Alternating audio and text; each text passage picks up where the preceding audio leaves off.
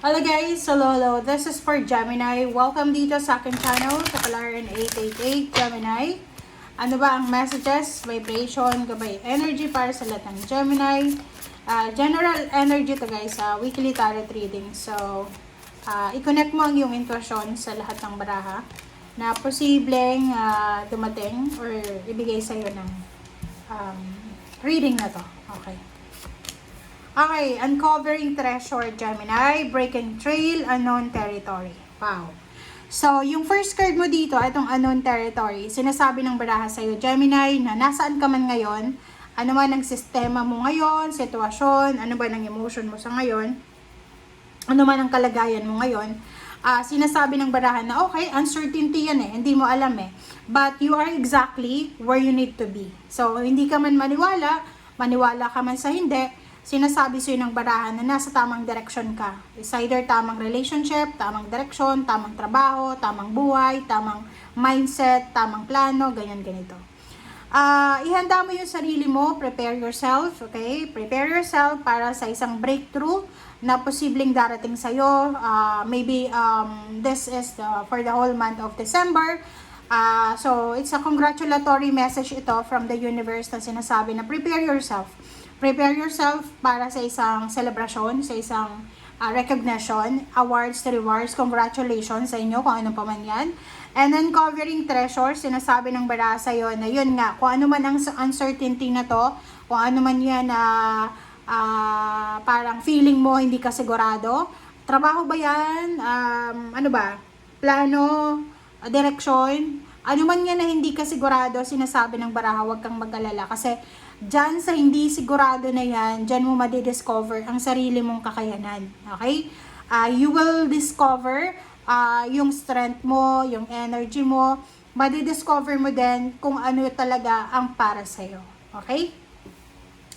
Okay, so Gemini, lalo doon sa mga Gemini na parang lalo na nag-a-apply ka ng trabaho, na parang feeling mo wala ng pag-asa, doon naman sa iba na sa relationship, parang feeling nyo wala ng improvement, just go with the flow tayo. Okay, may Mercury retrograde tayo, November 9 hanggang November 29, so sakop pa rin ang linggong ito, kasi ito ay from 17 siya, diba? So, 17 until 23. Okay, so, kailangan magdahan-dahan tayo kasi pag Mercury retrograde tayo talaga guys, hindi tayo dapat yung aggressive, impulsive kaya nga pag Mercury, ako yun yung binabantayan ko tinitingnan ko pag halimbawa na may Mercury retrograde ngayong buwan na to, hindi ako masyadong nagtatrabaho kasi kailangan during that time magpahinga tayo, kailangan natin mag-reflect, magsimba, mag-meditate, magpahinga,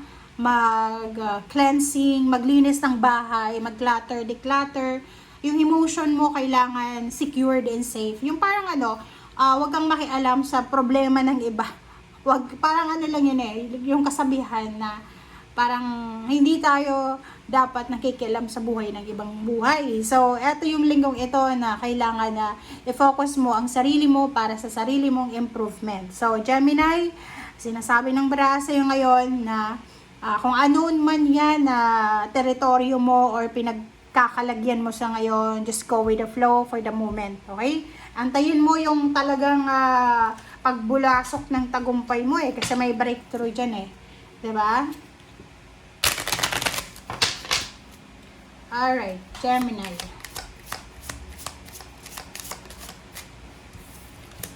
Okay, number 42, 6 is Queen of Spades. Relationship, wow! Lalaki ka ba or babae? Kasi may isang tao dito na posibleng hinahanap ka sa social media, or pwedeng may isang tao dito, maybe it's your present love life or your past, or someone siya na interesado sa'yo, na may gusto sa'yo, parang ganon.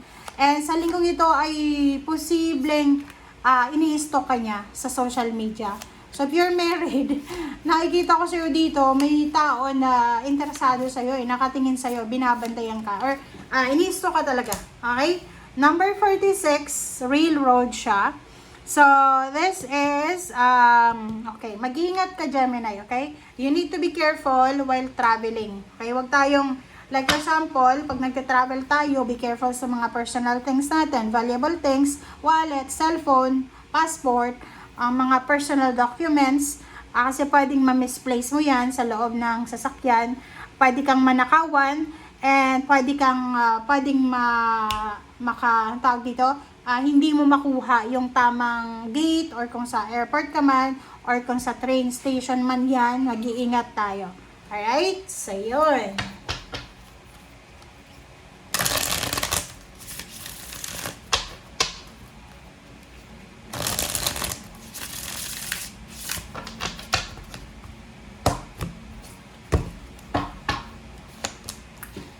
Okay, Page of Wands. Wow. Congratulations talaga sa inyo guys. This is advance congratulatory message from the universe. So, there's a strength. It is done. It's finished. So, congratulations sa iyo. Kasi isang napakasaya,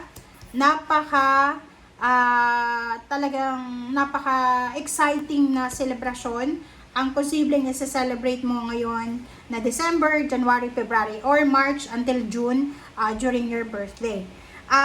Financial, sinasabi ng bada sa'yo dito na kung ano man to Gemini na hinihintay mo, pwedeng makuha mo na siya. It's either visa, US visa, or European visa, Schengen visa, or kano pa man, or kung ano man siya, Gemini. And the crown na to, this is about money, infinity. So, possible din na may Gemini na makakatanggap ng higher salary or higher position sa linggong ito. Pwedeng pipirma ka ng kontrata and mataas ang sweldo na yan and maganda yung mga benefits. Okay, harvest. Oh. This is the harvest season. Congratulations sa inyo, Gemini, okay? Tapikin nyo yung balikat nyo, sabihin nyo good job sa sarili nyo eh. Kasi etong harvest na to, sinasabi ng bara sa'yo na isang pag-aani ng binhi na itinanim mo maybe 20 years ago, 2 years ago, or maybe 2 months ago. So, deserve mo yan kasi efforts, ang strength, dedication, ang puhunan mo dyan. Okay. Okay, next is Knight of Pentacles. And wow, dalawang knights. So, yun. If you're a woman, babae ka man or lalaki, basta meron dito ha, there's a Knight of Cups and Knight of Pentacles. So, it's either etong nagkakagusto sa'yo, Gemini, ay sa loob ng trabaho, loob ng negosyo, or ang taong yan ay may pera, mayaman. Or maybe hindi man siya mayaman na mayaman, siya ay stable financially. Mataas yung posisyon sa trabaho, maganda yung reputasyon niya, marami siyang connection, pwede kanyang matulungan sa kung ano man na financial needs na kailangan mo. And hindi lang love life yung i-offer niya sa'yo, kundi money, stability. Okay? Thank you guys for watching and see you again. Bye!